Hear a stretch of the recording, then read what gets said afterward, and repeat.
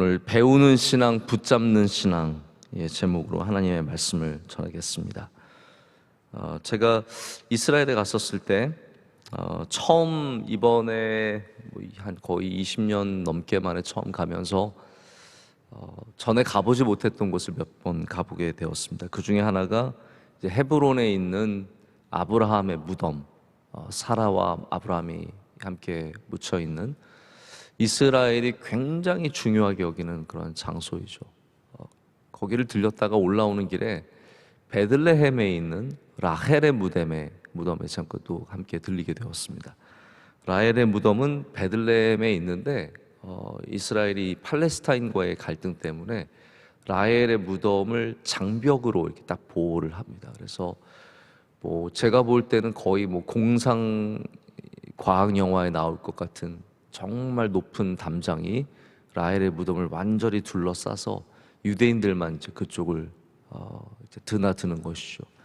라헬의 무덤에 들어갔더니 정말 수많은 사람들이 그날 특별한 날도 아닌데 토라를 공부하고 또 와서 라헬을 기념하고 이제 그런 일들을 거기서 하고 있는 것을 제가 봤습니다. 특별히 이제 제 눈에 들어왔던 장면이 뭐냐면 많은 사람들이 있는데 정말 어린아이, 우리나라 나이로 치면 한 5살, 6살 이렇게 되는 아이가 너무 우리나라 이제 5살, 6살짜리 아이들이 갖고 있는 그 어떤 정신 세계가 있잖아요. 그 세계가 아니라 이 토라의 세계에, 하나님의 말씀의 세계에 그 아이가 빠져서 함께 말씀을 읽고 공부를 하는 모습을 보면서 굉장히 신기하고 좀 다르게 느껴졌던 기억이 너무나 생생하게 납니다. 유대인들은 지금도 어려서부터 하나님을 배우고 하나님을 공부하고 하나님의 말씀을 공부하는 것을 정말로 중요하게 여기는 것을 제가 다시 새삼스럽게 느낄 수 있었습니다. 유대인들은 그렇습니다. 지금도 철저하게 하나님을 공부하고 배우는 그러한 삶을 어려서부터 살아갑니다. 자, 여러분, 다윗 때는 어땠을까요? 다윗 때도 똑같이 지금처럼 하나님의 말씀을 쉐마로 이렇게 받아들이고 메고 두르고 항상 다니면서 공부를 했을까요? 우리가 성경을 보면서 미루어 짐작해 볼 수 있는 것은 다윗 때는 그러지 않았다라는 겁니다. 다윗 때는 물론 그런 집안도 있었겠지만 그렇지 않은 사람들도 굉장히 많았을 것입니다. 집에서 하나님 말씀 보고 공부하고 그런 걸 원했던 사람들이 있었겠지만 또 누군가 그러고 있으면 야, 너 하나님 공부해서 밥이 나오냐, 떡이 나오냐, 양 우유가 나오냐라고 하면서 하나님을 어려서 사모하고 사랑하는 그러한 사람들을 분명히 누군가는 막았을 겁니다. 아빠가 무섭게 야, 너 그러고 있으면 양은 누가 돌보냐. 우리나라 옛날 개그 프로그램에 그런 거 있었던 것 같아요. 하자 그러면 그럼 소는 누가 치냐 그러면서 말했던 게 있었던 것 같은데 아마 같은 얘기가 있었을 겁니다. 야, 맨날 하나님 공부하면 누가 양은 돌보냐, 누가 집안일은 하냐. 아마 분명히 그러한 프레셔가 있었을 것이고 요즘도 우리 믿는 사람들에게 그러한 분명히 압박이 있는 것 같습니다. 나이가 적든 많든 우리가 하나님을 경외하면 그러면 누가 집은 돌보냐. 근데 제가 며칠 전에 저희 아내한테 엉뚱한 고백을 하나 듣게 되었는데요. 저희 아내가 어렸을 때 저희 이제 장모님이, 저희 아버님은 이제 늘 일하러 가셨으니까 저희 장모님이 교회에 그냥 전적으로 매달려서 사셨던 거예요. 그래서 저희 장모님 스타일이 밥과 국을 딱 만들어 놓고 며칠분을 만들어 놓고 가면 이제 아이들이 알아서 밥을 먹는. 그런데 한 번은 이제 그 당시만 해도 그랬던 것 같아요. 중학생 정도 되면은 심지어는 교회에서 행사가 있어서 지방에 간다든지 아니면 해외에 가도 그냥 놓고 그냥 가는 거죠. 그래서 저희 처남과 저희 아내가 저희 부모님 없이 한 2주일 정도를 그냥 자기들끼리 지냈대요. 근데 밥을 이렇게 먹는데 너무 질려서 오빠랑 같이 밥을 먹을 땐 먹었는데 자기가 혼자 있을 때는 밥 해먹기가 그렇게 귀찮아서 그냥 우유를 그렇게 먹었대요. 우유를. 그래서 자기가 키가 컸다고. 진짜 갑자기 훅 들어오는 그런 고백을 하면서, 그래서 제가 그래서 저 아내를 보면서 우리 어디 가자는 얘기냐? 애들 놓고 우리끼리 그냥 몇 줄 가자는 얘기냐? 제가 이제 농담 삼아 그렇게 얘기를 했는데 결론은 그거예요. 하나님께 충성하며 애는 누가 돌보냐? 가정은 누가 돌보냐? 집은 누가 돌보냐 하지만 하나님께서 키워 주십니다. 밥 없으면 우유 먹으면 키 큰대잖아요. 그래서 저희 아내가 오빠도 물론 키가 있지만 자기가 이제 키가 평균보다 큰 이유가 그거 때문인 것 같더라고요. 제가 그건 아닌 것 같은데 어쨌든 믿음으로 내가 받아들이겠다고, 믿음의 고백으로 받아들이겠다고 제가 했던 생각이 납니다. 여러분, 하나님께서 하나님을 사랑하고 하나님을 사모하고 하나님에게서 배우기를 원하는 자들에게 기이한 일을 행하십니다. 오늘 그 말씀이거든요. 어려서부터 하나님으로부터 교훈을 받은 사람에게는 하나님께서 기적을 일으켜 주시고 세상이 알 수 없는 놀라운 일들을 보여주시고 그 가운데 역사하신다는 말입니다. 그래서 다윗의 집은, 이새의 집은, 오벳의 집은, 보아스의 집과 룻의 집은 이렇게 하나님을 어려서부터 교훈하는 것을, 그 전통을 갖고 있었고 거기에 이런 놀라운 기이한 일들과 위대한 일들을 만나고 발견하고 경험하고 그것을 전할 수 있는 사람이 된 줄로 믿습니다. 그래서 제가 오늘 정말 은혜 받기를 원하는 것은 이 하나님의 말씀을 귀하게 여기고 어려서부터 하나님으로부터 배우고 가까이 붙어 있는 사람들은, 하나님의 말씀에 귀를 기울이는 사람은, 아니 어려서만이 아니라 나이를 먹어서도 마찬가지인데요, 하나님의 기이한 일들을 전하는 은혜를 누리게 된다는 것이죠. 이 전한다는 것이 아무 상관없는 전달자를 말하는 것은 아닙니다. 메신저도 전혀 상관없는 메신저가 있고 깊은 관계가 있는 메신저가 있습니다. 복음을 전하는 우리 메신저, 전달자는 복음을 경험한 사람이고 복음을 믿는 사람이죠.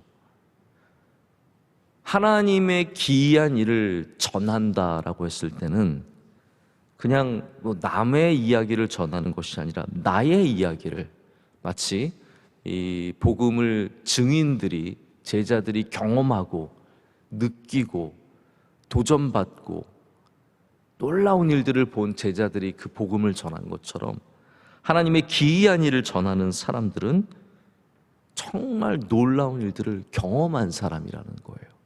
다윗이 그런 사람 아니겠습니까?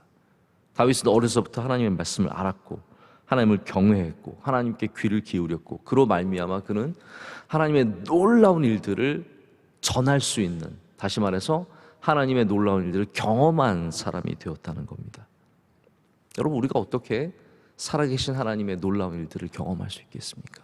우리가 어떻게 해야 그 하나님의 기이하고 아름답고 정말 우리가 말로 형용할 수 없는 그런 수많은 일들을 만나고 경험할 수 있겠습니까?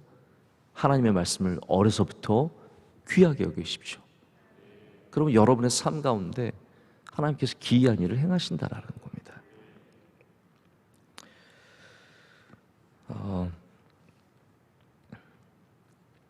이렇게 우리가 어려서부터 하나님의 말씀을 배워야겠다라는 다짐도 참 좋지만, 제가 좀 더 원문적으로 본다면 또 이런 말씀이세요. 하나님께서 다윗을 교훈하신 거죠.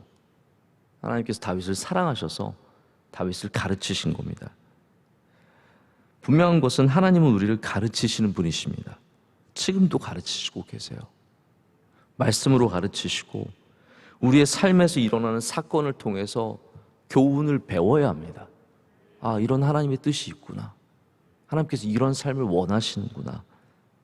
참 그게 중요한 신앙의 자세입니다. 그래서 배움이 없는 신앙은 오래가지 못합니다.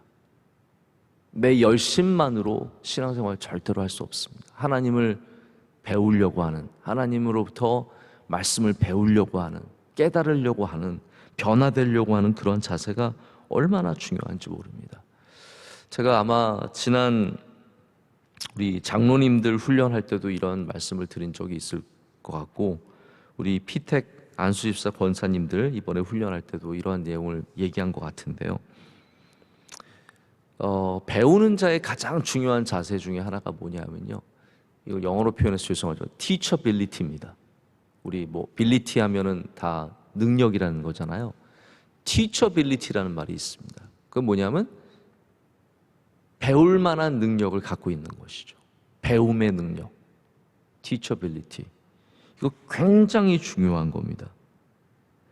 가르침을 받는 사람이 배움의 자세가 있느냐, 이거 참 중요합니다. 우리가 피아노를 배울 때도 배움의 자세가, 재능도 중요하지만 재능은 또 다른 부분이고, 배우려는 자세가 있어야 돼요. 제가 가끔씩 이제 저희 아이들 피아노, 저도 이제 피아노를 잘 치지 못하지만 제가 뚱땅뚱땅 거리니까 뭐 해보려고 그러면 지네들 하는 거 보여주려고 정신이 없어요. 그냥 아빠, 내가 야, 영 이렇게 한번 해봐 사랑아. 그러면 아빠 내가 하는 거 봐. 띵띵띵띵띵띵. 결국은 자기들 하는 거 보여주고 싶은 것이 배우려는 마음이 없어요. 뭐 탁구를 할 때도 마찬가지고, 그리고 우리가 공부할 때도 마찬가지 아닙니까? 수학이든 영어든 teachability가 있어야 돼요. teachable, 배움을 받으려는 자세가 있어야 합니다. 다윗은 하나님께 배우기를 갈망하는 눈빛을 가졌어요. 하나님, 저를 가르쳐 주시옵소서. 여러분의 영혼에 성령께서 역사하실 때 배우기를 원하는 자세가 생기는 줄로 믿습니다. 교회에 다니면서 나는 남을 가르쳐야겠다의 자세로 다닐 수도 있어요. 그런데 우리가 교회를 다니면서 나는 영원토록 하나님에게서 배우겠다, 나는 하나님 앞에 엎드려서 주님의 말씀을 듣고 배우겠다가 된다면 그건 복 있는 사람인 거예요. 왜냐하면 그러한 사람에게 하나님께서 기이한 일을 행하시기 때문입니다. 모두에게 하나님께서 하신다는 게 아니죠. 하나님이 교훈하실 때 그것을 듣고자 하는 사람들에게 놀라운 일들이 생기고 기적이 생기고 우리가 형용할 수 없는 일들을 만나게 된다는 겁니다. 오늘도 우리가 목동으로서 하나님께 배워야 하고, 광야에 있을 때 배워야 하고, 궁궐에 들어가서도 배워야 하고, 전쟁을 할 때 배우고, 평안할 때 배우고, 우리는 항상 주님 말씀하시옵소서, 주의 종이 듣겠나이다의 자세를 잃지 않기를 간절히 소망합니다. 오늘 말씀의 두 번째 부분은 이 어려서의 반대라고 할 수 있는 백발이 될 때입니다. 첫 번째 말씀이 어려서부터 교훈하셨다라고 되어 있다면, 두 번째는 백발이 되었을 때의 하나님과의 관계. 자, 보십시오. 이게 두 가지 다 관계입니다. 어려서는 하나님께서 가르치셨어요. 하나님은 나를 가르치시는 분이시고 나는 하나님의 말씀을 듣는 관계입니다. 그런데 백발이 되었을 때는 다윗이 뭐라고 얘기하고 있습니까? 나를 버리지 말아 달라라고 얘기하고 있습니다. 다윗은 지금 저 멀리 미래를 바라보면서 내가 언젠가는 백발이 될 것을 알고 있는 거죠. 그러면 어려서는 하나님의 교훈을 받았으면 늙어서는 무엇입니까?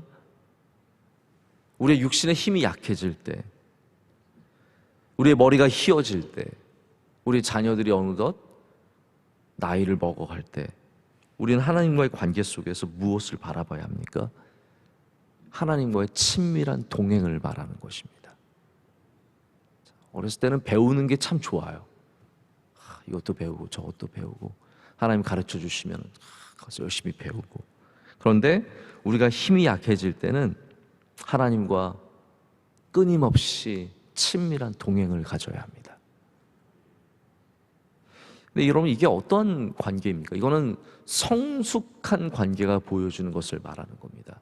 랍비에게 배우던 학생이 있어요. 학생이 어려서 랍비를 만나서 랍비에게서 참 귀한 걸 많이 배웁니다. 너무너무 막 신기하고 신비하고 열심히 배웠죠. 그가 열심히 배워서 성장했어요. 나이가 들었어요. 그러면 그 다음부터는 뭐가 됩니까? 그 다음부터는 선생님과 깊은 대화를 나누고 선생님과 함께 차를 마시고 관계가 바뀌는 거예요. 저도 학생일 때 이제 공부할 때 선생님들 만나면 선생님이라는 그 중압감이 있잖아요. 선생님, 우리 특별히 한국 학생들은 더 그런 것 같은데, 우리 교수님, 선생님이 저한테 맨날 그랬거든요. 나를 이름으로 불러줘. 우리 선생님 이름이 이제 모리스 데이비스였어요. 나를 모리라고 불러줘. 저는 그 죽어도 못하겠더라고요. 뭐 다 미국 애들이 선생님한테 모리 그래도 저는 닥터 데이비스라고 나오지 그게 모리라고 안 나와요. 근데 지금은 맨날 모리라 그래요. 이게 바뀌더라고요. 저희 프린스턴 신학교 총장님도 크레이크 반스인데 닥터 반스라고 안 부릅니다. 저 크레이크라고 부릅니다. 항상 퍼스트 네임으로. 이게 학위를 받고 시간이 지나고 관계가 생기면서부터는 친밀한 관계로 바뀌더라고요.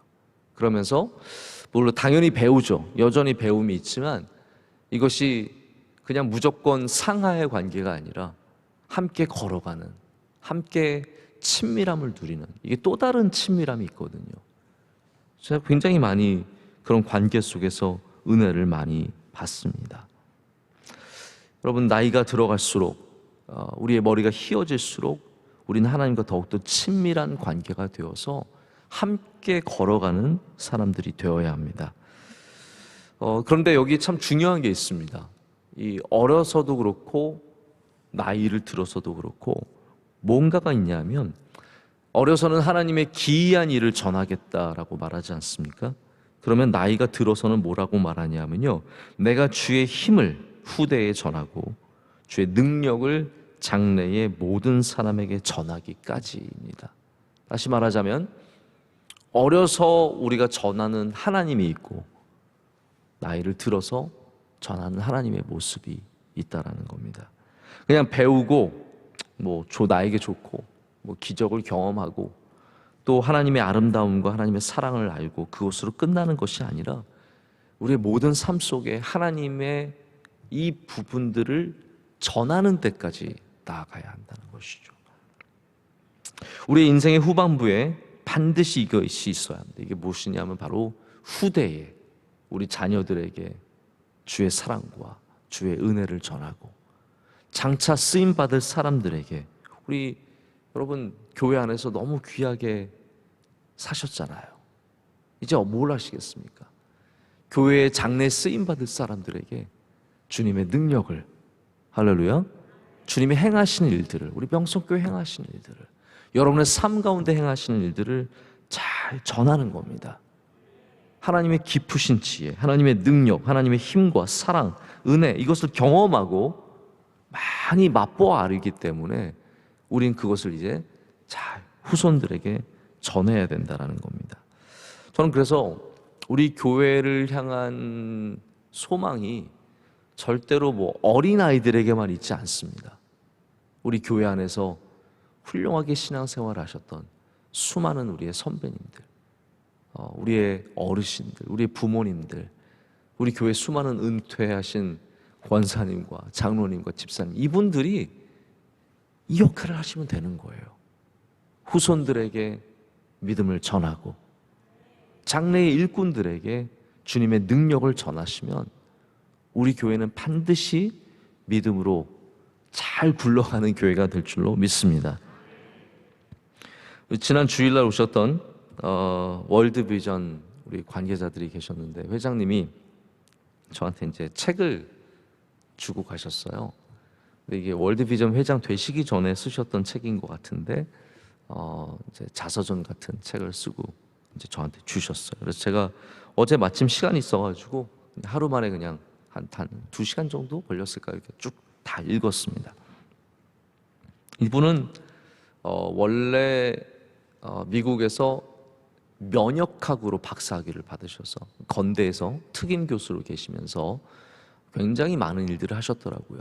특별히 이제 에이즈 퇴치, 이제 면역이니까 아마 에이즈 쪽으로 연구를 하시게 된 것 같아요. 그것도 하나님의 인도하심이라 그러시는데, 그러면서 에이즈 학회 아시아 회장도 지내시고 전 세계에서 많은 일들을 하시고 다니신 것 같아요. 근데 이분이 원래부터 그냥 그렇게 잘 나가는 삶은 전혀 아니었다고 합니다. 그때도 고백하셨지만 본인이 후원을 받은 분이세요.